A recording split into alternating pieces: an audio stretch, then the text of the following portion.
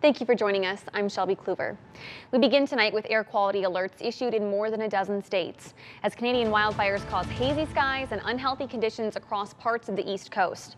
U.S. officials are calling it an unprecedented event.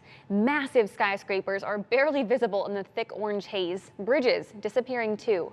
Low visibility has delayed flights at New York City area airports and forced remote learning in some school districts.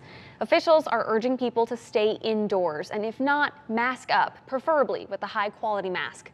New York's governor says they're distributing 1 million N95 masks. This is our old friend, one you never want to see again perhaps, but this mask can make a difference.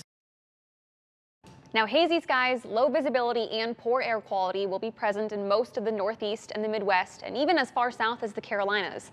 And James, how long are air quality issues expected to linger on? Well, it all depends on how we're going to get this all mixed out of here, and that's going to be the big issue going in the next couple of days. Right now, the air quality that we see, as mentioned, really covers much of the eastern half of the U.S., but specifically forecasted for areas around the Ohio Valley, Carolinas, and still continuing in areas around the southern New England states as we're getting to that moderate to even unhealthy stages in those particular areas. And we don't believe that's going to change all too much. But let's take a look at our future track when it comes to these wildfire smokes. And you can see where the worst of that smoke is located as we go from tonight through Friday night, and going to Saturday morning. And you can see at least some of that mixing taking place in those particular areas. For us around here locally, air quality actually has been pretty decent, and we do believe that will hold true as we make our way into Saturday morning. There actually is a boundary that's going to be coming in as we make our way in the weekend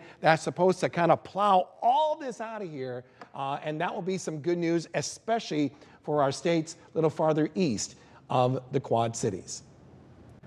All right, thanks, James.